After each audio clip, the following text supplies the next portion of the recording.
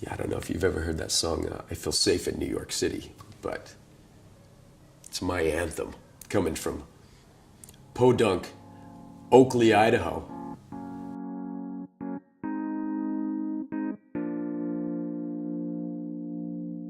One of the reasons I absolutely adore New York is it's just full of tribes, and tribes of all different kinds. So you sort of have the art scene, you've got the music scene, you've got the entrepreneur scene, you've got the business corporate scene, you've got the country club scene, and all of which you can just dip into these tribes and no one minds. You know, it's really, there's no barriers. You can try things on, you can move around, you can have, you know, go and visit some galleries in Chelsea and then watch some music in the Lower East Side and head out to some warehouse party in Bushwick and no one minds. The great blessing of New York City for me when I first arrived was the feeling of being an individual, but with perfect anonymity and with a lot of tolerance. Whatever floated your boat, basically, you could pursue in New York City because people didn't care, really.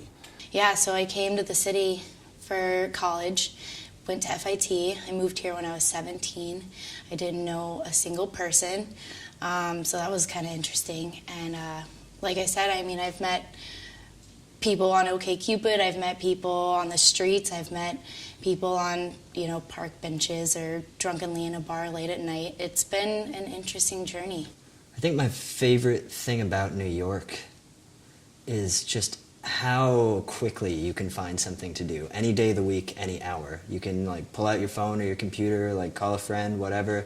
What's there to do? There's going to be like 1,000 things to choose from. There's no worry of understimulation. Boredom is self-imposed here.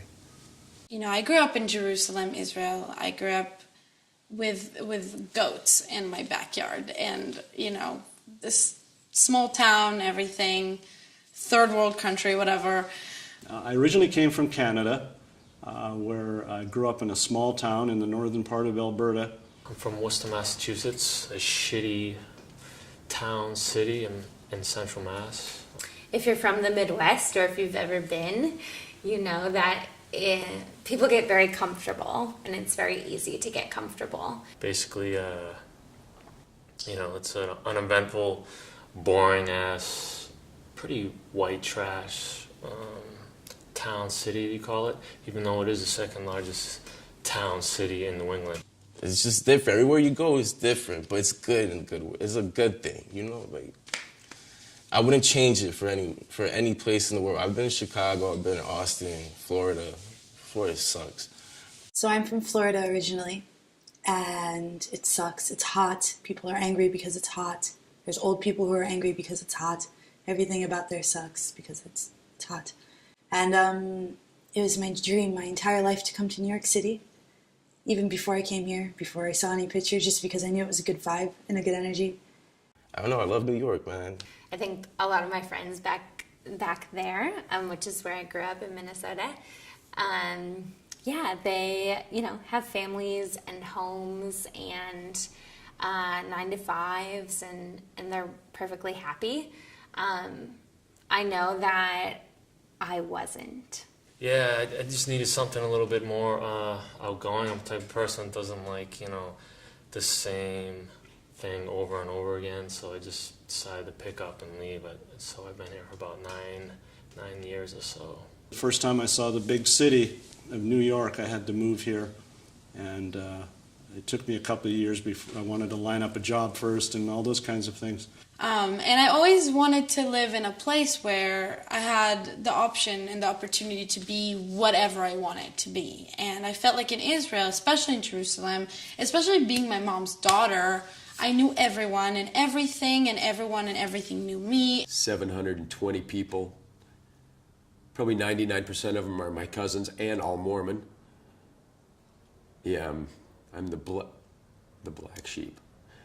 There was nowhere else to develop. There was nowhere to grow. There was no room to grow, and I needed the feeling of something new and something exciting, and you know, conquering a new territory in my life. I'm pretty sure the only guy since the town was founded by my great-grandfather in, 1865, I think?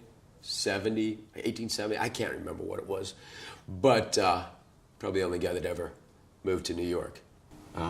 This was the big emerald city that beckoned me from suburban New Jersey when I was a teenager.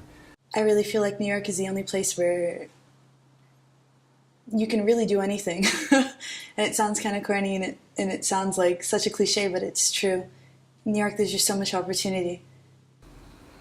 The other thing that New York City was very, very good at doing, and then the thing that I think makes it one of the best schools you could ever attend in your life, is that New York City forces you to define your identity.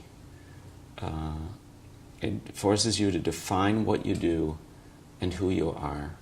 And it's a process that it almost happens by default, because you're right up against millions of other people, and you're having to claim your little square foot of space as you move through the canyons of this town. When I've realized I'm really in New York and like with it, and probably gonna stay here for a while, because I don't know, like I said, when you find a piece of the universe and like can really call it your own corner, it's pretty cool. I tried the whole LA thing and it didn't work, and I came to New York during the summer for vacation, for a short vacation, and I really liked it. I just really liked the feeling. I felt like, you know, no matter if you're a delivery guy, or if you live on Fifth Avenue, or if you're a taxi driver, or if you're the editor of whatever magazine, I felt like in this place there's no judgment, and I feel belong in Bushwick, Aberdeen, in Brooklyn, or on Fifth Avenue. I feel belong everywhere I go, and I feel like there is this mutual respect towards bigger dreams and bigger goals. Every time you turned a corner, there was someone doing something interesting, someone creating something, and it's so inclusive. You know, there's no barriers in New York. If you want to have a go, people want you to have a go. They want you to try and get involved. So I just knew I had to be part of it, and then spent a good year campaigning to get myself transferred out to this office. So I would explain to friends and parents, I'd say New York's great because you can do whatever you want. Nobody gives a flying hoot. And then, you know, of course, when you talk to people about what's so horrible about New York City, you'd explain, well, it's horrible because nobody gives a flying hoot. I guess after you live here long enough, there is no this crazy thing, because you've done so many crazy things that becomes the normal. I mean, like, I guess there was one time where I found, no, it's not really it either. People don't really look at each other with disdain, and people don't try to be condescending, and a lot of people would disagree and say that this is the most condescending place and people here are the most snobby or whatever, but in my experience, I came here as a blank piece of paper, and everything I'm saying is my experiences alone. And in my experience, people here tend to be happier because they're more successful, and I guess they have more things going for them, and they're just a lot more fun. And you see it in the city, you see it in the nightlife, you see it in, you know, the shows, the exhibitions, the film premieres that I go to, and I just really like the people of New York City. A lot. And I'm hoping to stay here, if I can, until I get really sick of it when I'm a lot older, and then I'll move to Vermont and grow my own vegetables or something. But for now, it's a perfect place for me. And I think I'm hanging on pretty well, so I'm not going anywhere.